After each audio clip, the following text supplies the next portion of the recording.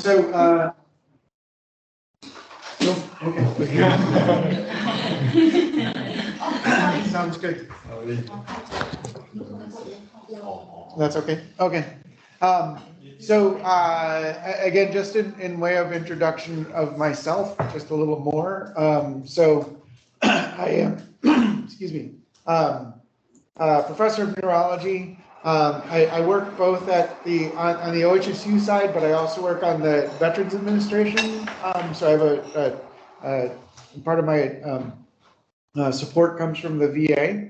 And on both sides, we do have a Center of Excellence at OHSU for Parkinson's. We are certified by the Parkinson's Foundation as our National Center of Excellence on the OHSU side. And on the VA side, we are one of 7 centers within the United States that are recognized for excellence in Parkinson's, both clinical care, research, and education. So they call it a PADREC, or Parkinson's Disease Center of Excellence for Research, Education, and clinical care. I wanted to talk today about, or was asked to talk about some updates on the diagnosis and treatment of Parkinson's disease. We have, as you are probably aware, there's a lot of things I could have talked about, so I picked just a few topics to go over that I thought would be things that I thought were interesting that have happened over the last year or so.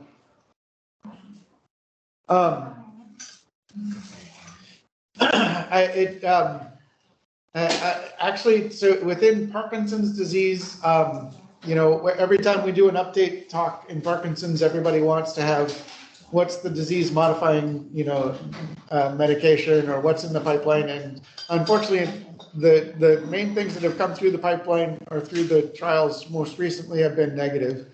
So I don't have a lot to share from that standpoint. But there has been a substantial amount of headway being made in the diagnosis and etiology side of things. So we're going to talk about some new up-and-coming diagnostic tests, which I think with the stage of Parkinson's, at least my understanding of a little bit of the strategy currently is based on what the Alzheimer's world has gone through.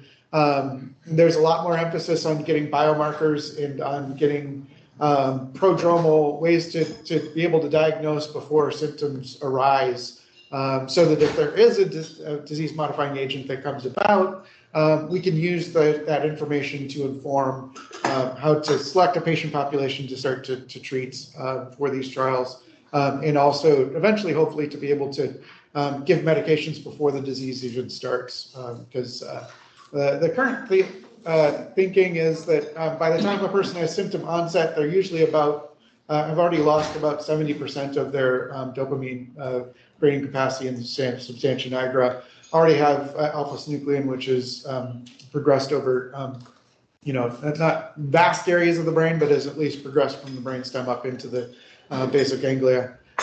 So the hope is that we can stop that spread before it gets to that point. From an etiology standpoint, I'm going to highlight one newer development in terms of a agent which has been found, which has been linked to Parkinson's disease. Every time we find a new agent that's related to Parkinson's, it helps us to understand another pathway in the process, which again may help us to getting to a disease-modifying effect eventually. We'll talk a little bit about some medical therapies. The medical therapies I'm going to highlight are things which have come out. Probably some of them are back a few years, but they're relatively new still. There are things. Most of these things that I'm going to talk about in the medical therapy part are currently available, at least in the United States. And in Europe, I think most of them are available here as well, as we've discussed. And then we're also going to talk about some non-medical therapy. There's some stimulation devices and things like that that have been are being used. And then we'll spend a little bit of time talking about some surgical therapy advances. I'm not going to spend a lot of time on kind of deep brain stimulation and things like that. That would be a whole other talk in itself, but we'll talk a little bit about those things. We like to talk about disclosures. So I do have research funding from both AbbVie and Synergic, which is a company that does some vibrotactile glove stimulation. I'm doing a study with them right now. Also received travel funding and honorarium from the American Academy of Neurology and the National Board of Medical Examiners, which is the overseeing agency for the USMLE. I've done some consulting work for the USMLE as well. So let's talk a little bit to begin with about diagnosis and etiology of Parkinson's disease. First thing we're going to talk about is this paper that came out not too long ago. They've been looking at this marine facility in the United States called Camp Lejeune. And there's a very high rate of people who live there who have Parkinson's disease. And so they've been looking at the different exposure, things people may have been exposed to. So they've come up with this chemical called TCE, which is used in many industrial activities, including decaffeinating coffee. So yeah, so you got to be a little careful. So it's going to be a little confusing because in Parkinson's, it's been shown that caffeine actually, that coffee actually has a negative effect in terms of risk of Parkinson's. So you want to drink the caffeinated coffee, not the decaffeinated coffee. Is one of the takeaway points. We're also going to talk about a global initiative to broaden genetic database for Parkinson's disease gene study. This is collaboration with the Movement Disorder Society. And there's a global network that they're trying to, again, diversify the cohort that is currently in the databases they use for GWAS studies and things like that. And we'll talk about how they're doing that. And then finally, we're going to look at these diagnostic tests to be able to look at identifying synuclein. And we're going to look at CSF, but there's also a blood test and a skin biopsy test we'll also touch on as well. First thing to talk about is this TCE, which is trichloroethylene. As I said, it's found in many industrial processes.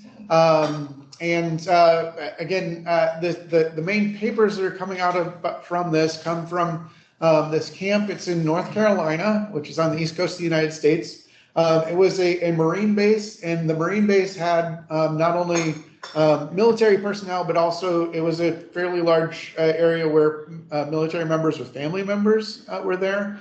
So many military family members were also exposed to this. Carolyn Tanner, I don't know, do you know Carolyn Tanner?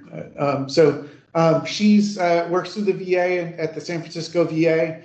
Ray Dorsey is at University of Rochester. They kind of helped spearhead this group. What they were looking at, they basically boiled it down to there was likely some chemicals in the drinking water. As they sorted through the various possibilities, they've again sort of narrowed it down to this TCE. Looking at their results, so if you look at people who are at Camp Lejeune versus Camp Pendleton, which did not have TCE in the water, there is a 1.7 odds ratio of developing Parkinson's later in life, which is it's up there with many of the more prominent kind of pesticides and other exposures which we've looked at with Parkinson's in the past. Actually, this odds ratio is much more than that found in connection with Agent Orange in Vietnam exposures for American servicemen. And then if you, they also looked at kind of enriching the model. I don't think they have the data here, but they looked at like LARC2. They looked at some other people who've had probable PD or have definite Parkinson's disease. And again, as they have more risk factors, as they get closer to being diagnosed with Parkinson's, that odds ratio goes even further up. So And you can see the p-values there, very, very significant. Confidence interval does not cross 0. So this is definitely a real association. The TCE exposure comes from multiple levels, and this is from their paper. In some industrial processes, it can be released into the air through pollutants. But the way it was found in Camp Lejeune was that there was a exposure that went down, a leak that went down into the groundwater, and then went into basically the base's water supply. There's also been reports of the groundwater not necessarily being piped directly into the unit, but it's sort of like, I guess, kind of like a radon sort of exposure, where if you have enough TCE in the soil coming up from this contaminated groundwater, it can start to go into the ventilation system, and people can be exposed in that way as well. So again, this is a fairly new thing that's been described in terms of how it affects, or how it can be a agent which can be in line with causing Parkinson's disease. Again, we're still learning about this, and so it's not known exactly how wide these exposures are, but it's something, again, to especially if in the United States, at the VA, we ask all of our veterans if they were stationed at Camp Lejeune during this time period, and they're given extra benefits if they were in that situation. So that's kind of an interesting new etiology standpoint. From another standpoint of the genetics, so this is the Parkinson's Global Parkinson's Genetic Project. It's a multinational effort. They have Nacho Fernandez from he's at Case. He's somewhere in Cleveland now. So he presented this at a plenary session at the Movement Disorder meeting, which just happened in Copenhagen. And so they started with, I think, about 50 people on their team, and now they have over 200 that are in there working with them. And the idea is that most of the cohorts currently used for finding various genetic mutations associated with Parkinson's disease in particular are from either North America or Europe. And the number of people included in these cohorts from other areas of the world, and obviously there's a lot of other people in the world aside from those areas, have not been looked at in detail. So they have groups that are subsections that are in South America, Africa, and Asia. So this is just the results. Basically, this is the very first sample that they ran, and what they did was they took the current database that they had, cohort that they had, that had subjects from United States and Europe, but were people who were of African descent. And they included into that an extra, I think it was just, they added 590 additional samples from Nigeria to 1,400 cases, or I'm sorry, 197.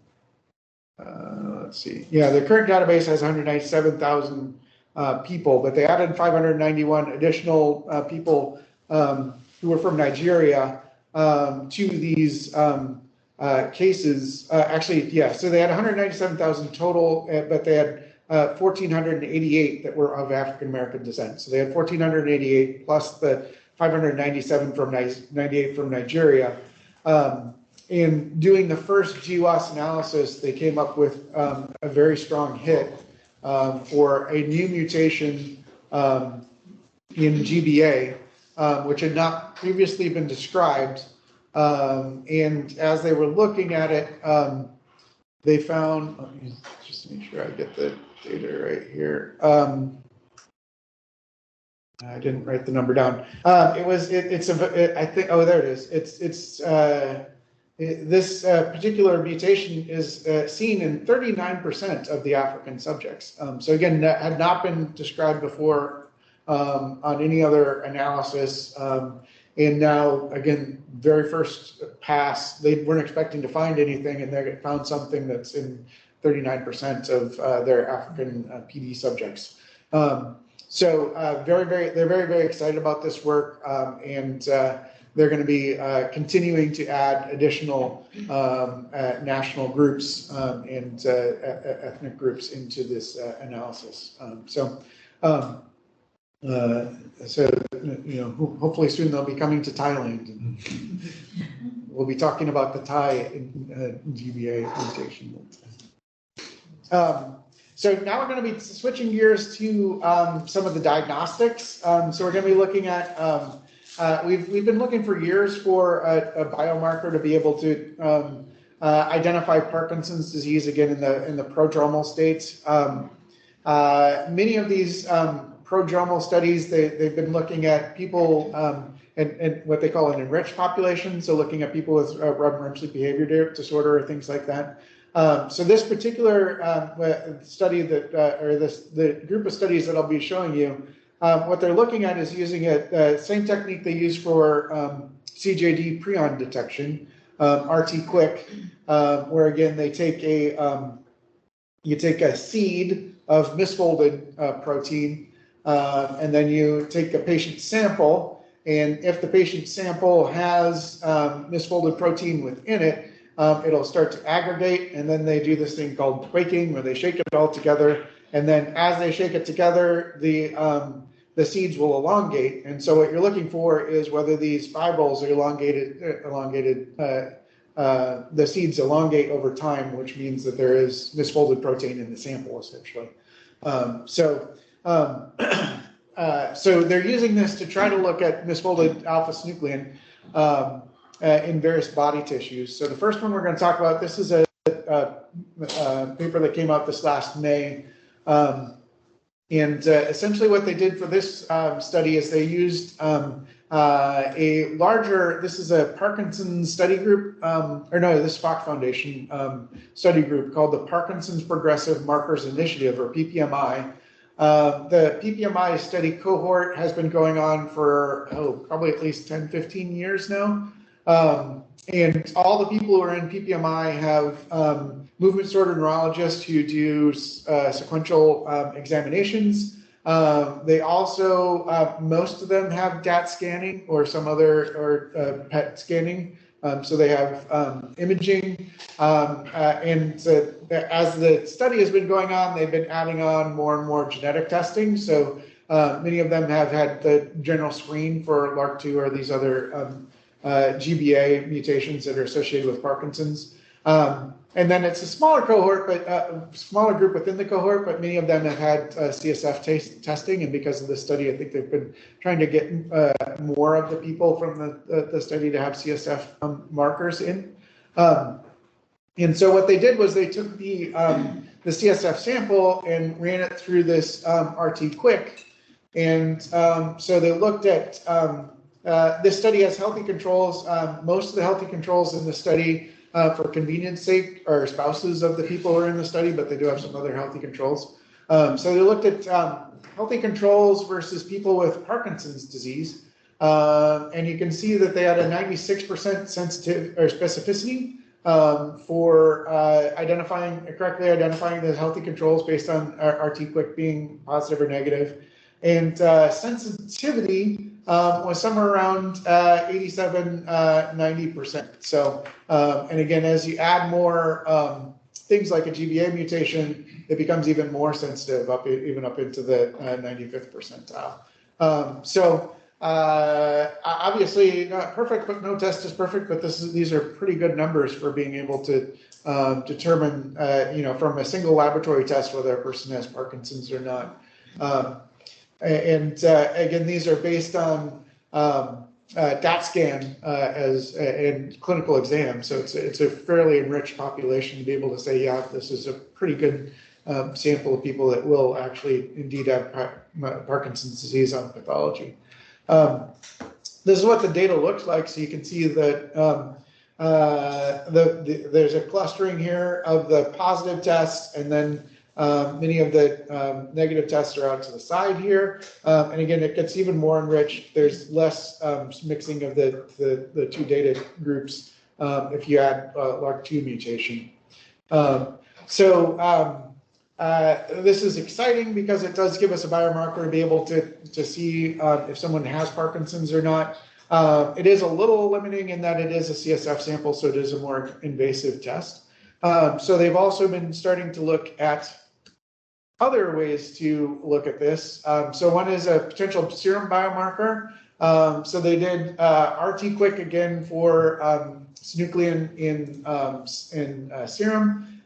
This study enrolled 270 people, and they had a mixture of idiopathic Parkinson's disease and some Parkinson's plus syndromes, including MSA, DLB, and a few people who were prodromal with RBD, along with 128 controls. And then they also threw in a few Alzheimer's disease patients to see if they could try to tell the difference between those.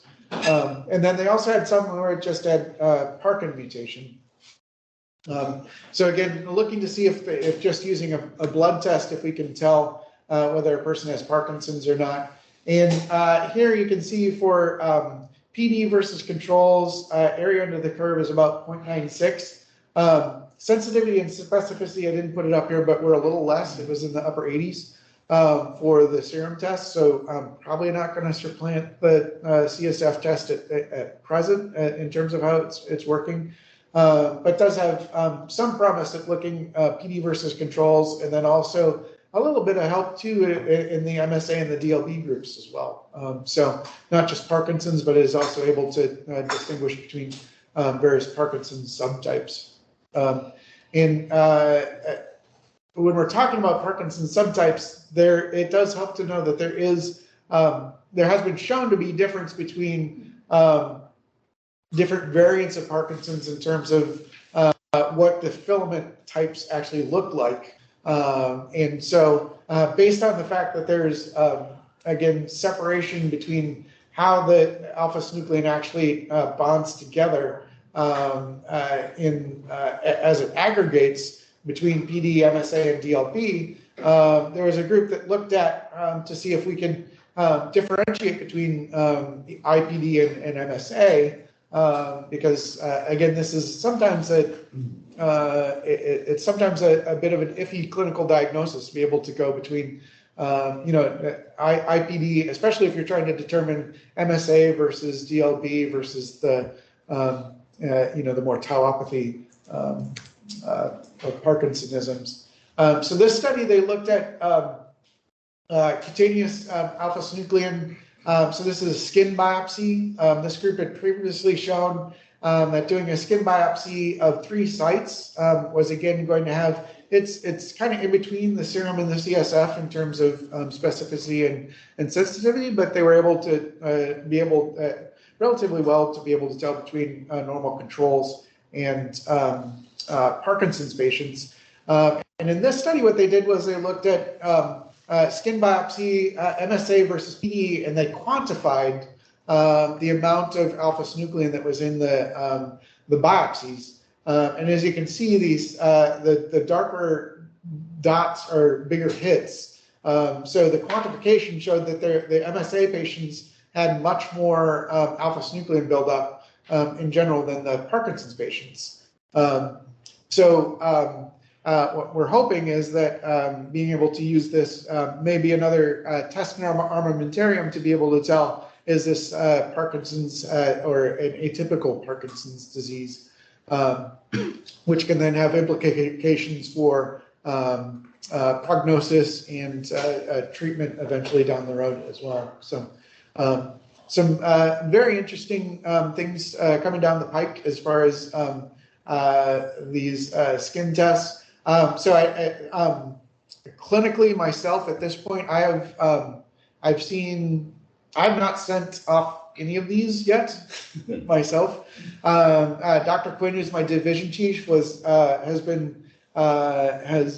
done some research and consulting work with the company that does the skin biopsies. So he's done more of the skin biopsies than any of the rest of us in our group, and he feels it's a reasonable thing to think about. They do, I think it's back of the neck, arm, and then somewhere on the leg, I think, of the 3 skin biopsy sites.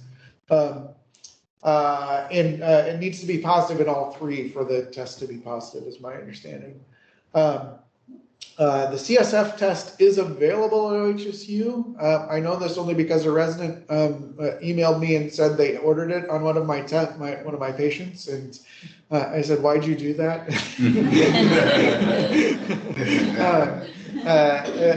We could have gotten a DAT, but so the problem was that the insurance wasn't going to pay for it, so we would have got the DAT on that anyway. But so I think it's new enough that's probably it's not probably going to be available widely, but it is clinically available. Both those are available at OHSU at this time. So again, I think it's anything that helps us with our diagnostic certainty of Parkinson's disease, especially in these early cases, ET versus PD, it's going to be very useful. So,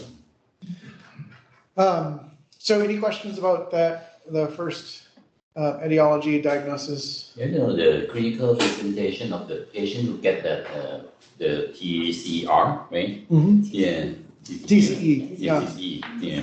So is that any clinical different than typical Parkinson's disease? It's the same. I think I think it's relatively the same. The same, right? Yeah. Just they're finding the risk of the patient who live in that area. Yeah. Yeah. There have been, there might be some more younger onset, especially the people who were kids when they were. So yeah, one of the papers actually had a number of cases spelled out. They had 7 specific cases from Camp Lejeune, and one of them was actually Brian Grant, who's a basketball player for the Portland Trailblazers, who developed Parkinson's disease just as he retired from the NBA. I look into the Google. They say this is a very common use for the solvent to decrease the grease from the equipment, and they use it a lot. It's fairly ubiquitous. Yeah. So, and again, this is a fairly new finding, so we'll have to see if any regulations changes or things. You are traveling to Copenhagen and watch the movie Minamata. Oh, yeah. So about the fishing village close to the industrial area, right? The patient get dystonia from the mercury in the from the mercury, right? Fish. So I'm thinking, living close to the industrial village, but they get it from fish. Just eat raw fish, and So something like this may happen even in somewhere else. For sure. Yeah, and not only, I mean. But what the government will do? I mean, like if they find something like this, and then, like in Japan, purify water or something. Right. So before they closing the TCE, so it's really take really long time because it's powerful industrial, right? For sure. Even the people getting Minamata, they still open the factory and they're still doing it. Until finally we have to watch it. Very nice movie. No, it sounds like a great film. And I think the kid they get like severe dystonia. But this one, I'm not sure what they can do in US. So they find something like this. How big is the lawsuit? That's probably what it's going to come down to. And in these type of things also, it always comes down to what's the exposure level, and how long has it been exposed, and so it's often difficult.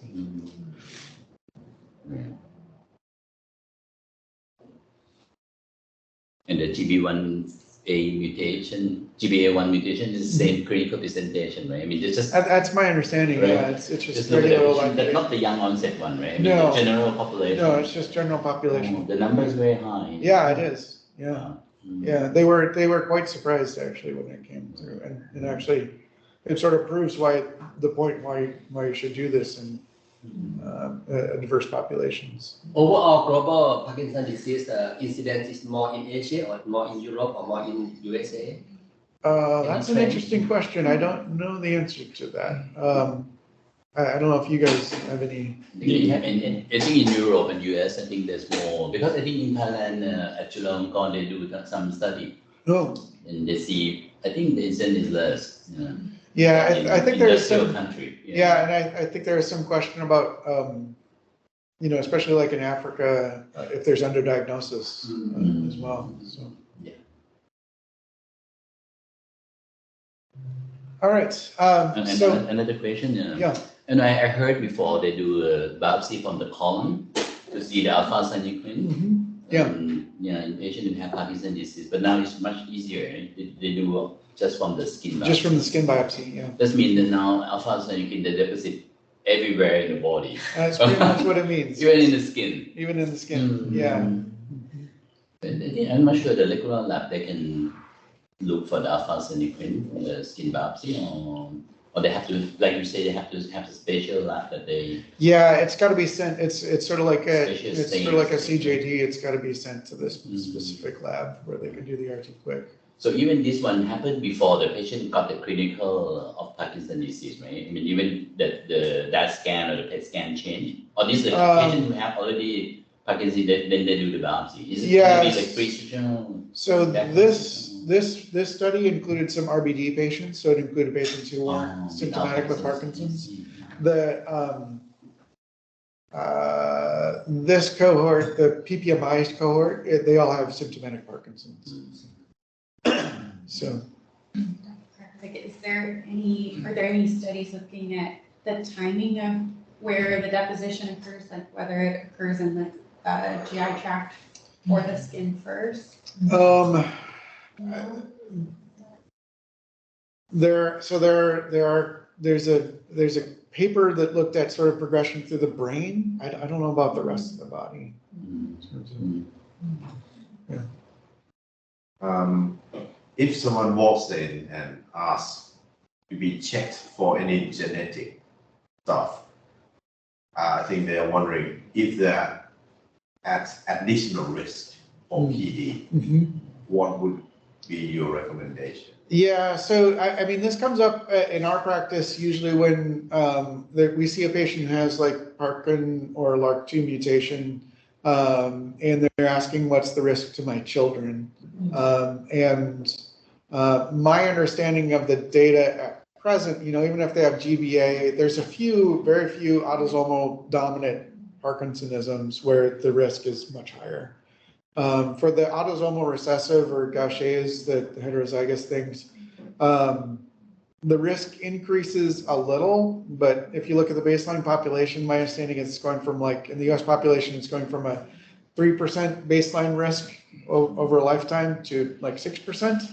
So it's doubling the risk, but it's still only 6%. So it's not, you know, it's not like everybody who has, you know, who has a LRRK2 mutation gets Parkinson's. So I'm not recommending, I'm not recommending anybody get, you know, something asymptomatic. No, not at present. You don't recommend it? No. Okay. Yeah. You know, if one of our, you know, if the synuclein clearing medications eventually work, or if we have something that disease modifies, then yeah, it'd be worthwhile to do that. But we don't have anything for that at present. Yeah, you know, you could look to if you want to enter a study, that would be another reason to do that. All right, so let's move ahead to some medical therapies, which again, these are some of these you'll recognize are not super new, but they're at least newer to me. They're things that are still sort of on the up and coming. Most of the new therapies in Parkinson's that have come out or are on the horizon for the next few years, at least to my mind, are basically repackaging, mainly of carbidopa, levodopa. There are a few other treatments that we're repackaging, but it's mainly, you know, finding ways to deliver what we are already delivering in a slightly novel way to be able to overcome some of the side effects that go on with it. So the things we're going to focus on are carbidopa, levodopa delivery systems, We're going to look at some long-acting amantadine and a few other kind of newer medications, and then some rescue therapies, which are primarily for patients who are having significant deep offs that need something just to get them through till they can get their next dose cycle up. So from a delivery system, again, our standard of care currently is oral carbidopa, levodopa. You guys use bensericide, or so if I say carbidopa, levodopa, forgive me, because that's you can insert bensericide. We currently have available to us, again, oral levodopa. We also have a intestinal pump, Duopa. I think you guys have availability of this. Obviously, intestinal pumps, there's a pump, there's GI side effects which are associated with it. We were talking about also, I've had several patients on it who keep pulling out their pump and have to have it reinserted by GI, so it can be difficult to maintain it. In terms of outcomes, actually, the Duopa pump, it has similar results to DBS in terms of decreasing motor fluctuations and dyskinesias, but it can be difficult. And currently in the US, we don't have apomorphine subcutaneous. Obviously, you guys have it here. That's another way to get around this. But there's two things which are on the horizon. One is a phospholipodopa, carbidopa. The other is this thing called this is a subcutaneous pump. So it's like the apomorphine pump or an insulin pump. It's going to be delivering levodopa. You can set it to either do during the daytime. You can also have it during the nighttime. It does need to be changed around, just like an apomorphine pump. It doesn't have as much in the way of the side effects in terms of the crystals, my understanding. But there can be the usual skin-related side effects that are associated with it. We could just so these are the this is what it'll look like, the subcutaneous pump. So just a little thing the person's going to wear, like on a belt, or and then it gets hooked into the subcutaneous fat tissue. Again, data looks favorable for it. There are several different systems which are coming through the development process. I didn't have time to look into each of these individually, but my understanding is that there are some that are a little more reliable than others. And the one that's a little less reliable, I think, is the one that'll probably get FDA approval in the US first, which is the way it works. And the way the FDA works, it could be, within a year they're available. It could be, 2 years. It's hard to know. At present, it doesn't sound like they're asking for more data. They've been through phase 3 trials, so should be ready to go. The problem with the duodopa gel is you have to keep it in specific temperature. Mm-hmm. So when you bring it out, then you have to finish it within 18 hours. But yeah. The other apomorphine you can keep in room temperature, mm-hmm. But the other, I don't know, the new pump. I'm not honestly sure about temperature. Yeah. Mm-hmm. Yeah, it seems to be a little better, a little easier to use. Yeah. Mm-hmm. So, yeah. And then the other one to talk about is this Neuroderm. This is a skin patch. Again, it provides 24-hour levodopa. I think they've had a little more trouble with this because I haven't heard of FDA approval on the near horizon, but it would probably be similar to the New Pro, patch, in that it will be able to provide low level of Cinemet through a large amount of the day. So those, not groundbreaking, but should be, for a specific patient population, should be very, very useful for motor fluctuations and dyskinesias, especially. So. And also, anytime we also have more, sometimes people have swallowing difficulties. If someone has surgery or things like that, they may have temporary swallowing problems, and it gets very difficult because there's very limited non-PO options for Parkinson's. So these will be very useful for that setting as well. So next, we're going to talk about a few other things that are out there. So long-acting amantadine, there's two formulations out there now. One is Gocovri, the other is Osmolex. Honestly, I see these as amantadine that you take once a day. I don't think there's that much more of an advantage to it. In the US, both of these are still pretty expensive, so I honestly have not used it a super lot. I have some colleagues that do really like using the longer acting amantadine, especially if people are having some, it is a little bit, amantadine can be a little activating, and so if people are a little too revved up by it, if they get the long acting, it can be a little better.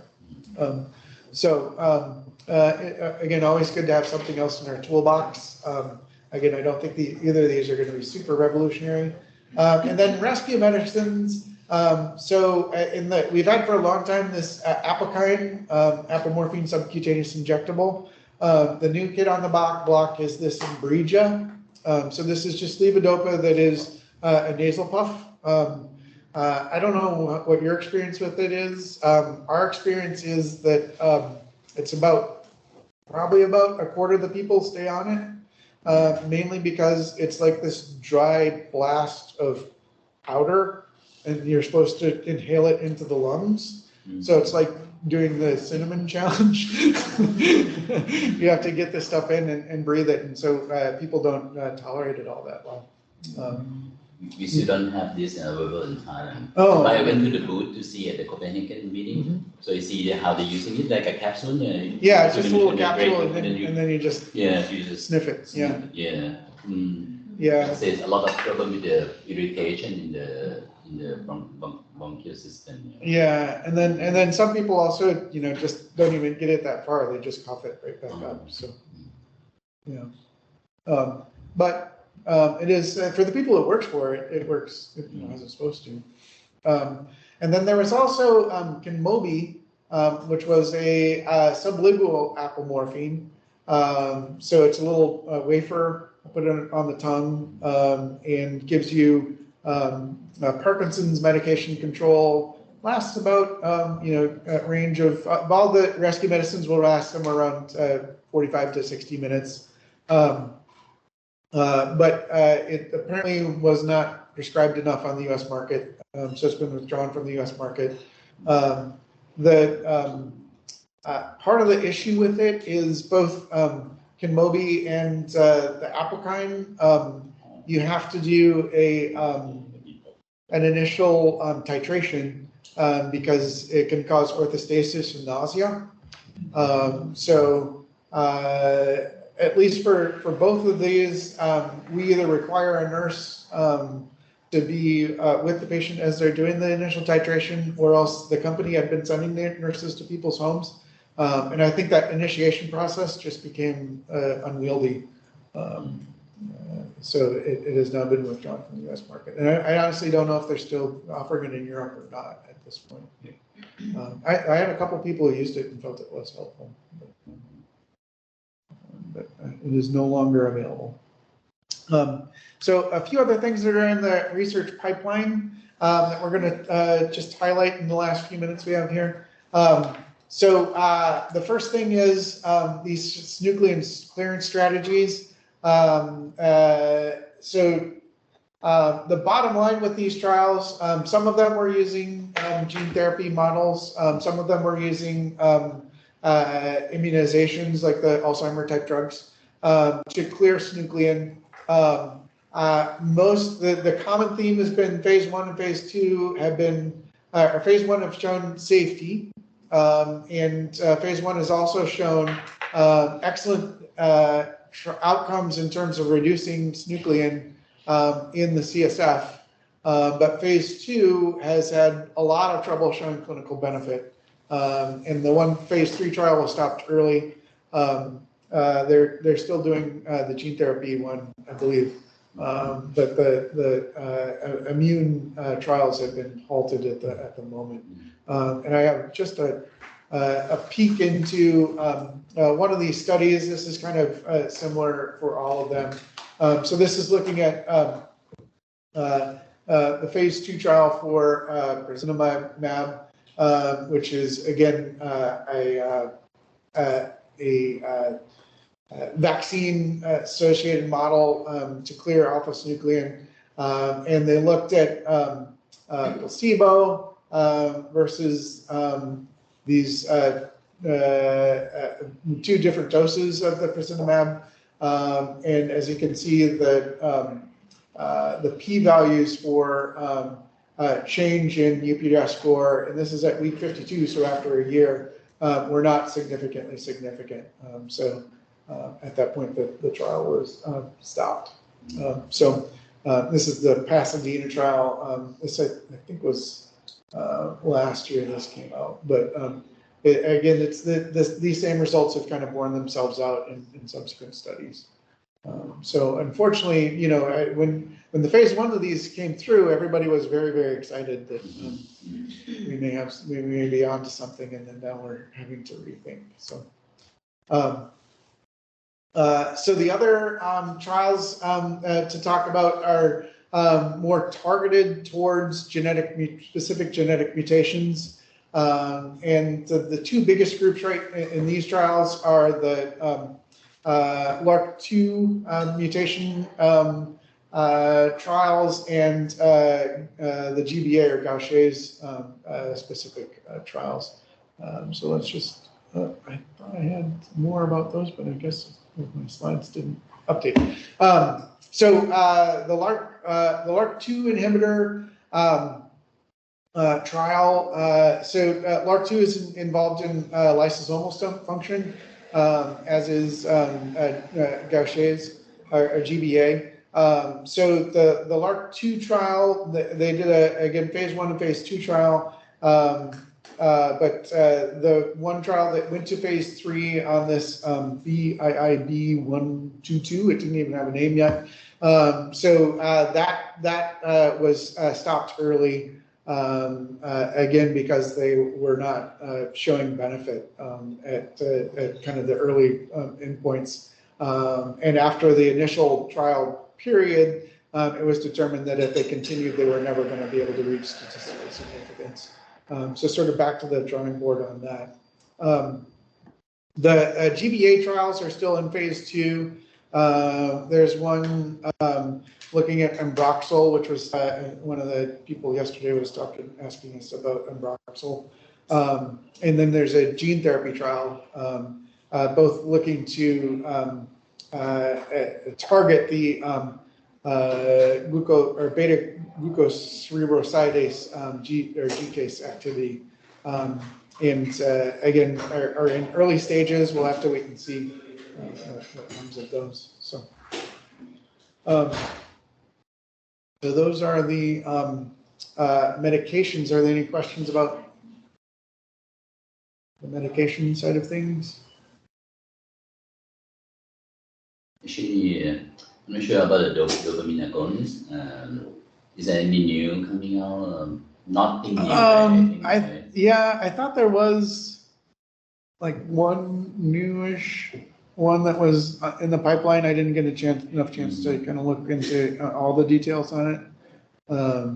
But I don't think there's anything in terms of efficacy. I don't think there's anything new. So you actually prefer using the patch or the tablet or? So I don't use dopamine agonists much anymore, mainly because of the impulse control disorders, as well as the relatively recent trials looking to say that levodopa is much preferred. And when I do use dopamine agonists, I tend to actually use the sustained release, the extended release, because it tends to, at least in my experience, seems to have a little more impulse control problems. I don't think it's 100%, but when I first started in fellowship in 2004, we would routinely, Repinerol, we would push to at least 20 milligrams. Pramipexole, we would go to well over a gram, and we don't do that anymore. How about in the component, you still using it for like a combination? Yeah, yeah, I use entacapone pretty frequently. In hard to treat patients who we aren't gonna do DBS, Tasmar, is actually very useful. You have to follow liver enzymes, but yeah. I think in Tasman, I think before they withdraw it from the market, right? I mean, now it come back again. But Yeah, it's you back have again. to- It's very potent Mhm. common inhibitor. Yeah, and it's only 3 times a day. It's, Tocopone, right? yeah, tocopone. Yeah. Yeah, it's 3 times a day. Mhm. At least the people I've talked to who were involved in the early trials, I think the people who had liver failure, it was because they had prior liver disease. So as long as you're checking liver LFTs before, you're probably not gonna have problems. So now FDA approved in US in Yep. some specific. Yeah, it's a very narrow, yeah, Mhm. but yeah, for people who are really fluctuating, it's actually very, very nice. The last question about the MLB inhibitor, I'm not sure between the lasagilin and the sofenamide, I'm not sure. There's a Yeah, study about sofenamide, you cannot use as an early agent to give for the early stage of PD patient, but I'm not sure why that happened, but for lasagilin, you're able to use it at the early stage, yeah, very yeah. early stage, right? Yeah, So- I think sofenamide, they didn't, their phase 3 trial didn't meet the endpoints that they wanted it to, and so they could only get FDA approval for dyskinesia, I believe. But in your experience, you think it's helped with the dyskinesia? You know, I have not used sofenamide. I don't, the data I saw wasn't that convincing, so I really haven't used it much. So yeah, it's another one that's really expensive. So I have some colleagues that have used it. I haven't talked to anybody who's very excited about. We have the sertraline here, Mhm, and we have lasagilin, and the new one coming is the sofenamide. mhm. I have one patient who used lasagilin, the Acelec, for a very long time, but he has a problem with like autocyclic hypotension, so he faint many times. So I stopped that lasagilin. Uh-huh. So it seemed like the problem is get rid of, but then then he still have the wearing off. Oh, Yeah, so when sofenamide come, I just give him one tablet, 50 mg, and then he said, "Oh, it's a wonderful medication." Oh. Yeah, so but the wearing off still there, so I put 2 tablets, the maximum dose. Now it seems like he's doing quite well. So that's why I found that patient. I'm thinking it seemed like it worked very well for the wearing off, but for Yeah. dyskinesia, I'm still not sure that it helped or not. Because Yeah. I think in the study they say when you prescribe the sofenamide for patients who have motor complication, and then it may reduce the dyskinesia. Yeah, for sure. But now the cost of the sofenamide is cheaper than the sertraline. Oh. Okay. But when you take 2 tablets of the sofenamide, It it's goes up. higher cost. Oh, okay. But with the lasagilin now, they have the generic, right? Lasagilin, so Yeah, there's a generic, so yeah. it's cheaper. Yeah, you know, with Resadline, I've only had like one person who said they really, really liked it, and that person actually felt it helped with everything. So you know, I honestly don't use Resadline much anymore. For me, in my experience, it's kind of like patient need a little bit of effect of the medication. Yeah, so just because effect is very minimum, it improve UPDS maybe 2-3 score. Yeah. But if you give a strong medication, then you get the dyskinesia. You just add on the MOB inhibitor, it help them in some part. Yeah, for sure. Yeah, but the problem I see that autocyclic hypotension in long-term Parkinson disease, that I see some patients they faint, when they sit and they just like drop, they sit on the toilet, they faint. I think because some part maybe Parkinson disease progression, but I think some part come from the side effect, especially the dopamine agonism. Yeah, for sure. Right. Yeah. Yeah, it's hard to say. Right. Thank you very much. I think we have very comprehensive talk and asking question, and we learn a lot. Prof, if you don't mind, for today's lecture, because we have a number of doctors through our BMS network, we would like to ask permission from 3 of you to have the recorded lectures today to be broadcast in our learning management system so they can learn from you later as well. We have about 10,000 doctors and quite a number of nurses in our BMS group, which they can hear from you. We hope we can get your permission for this. Yes, absolutely. Thank you. So now it's 10 a.m. and we would like to have the next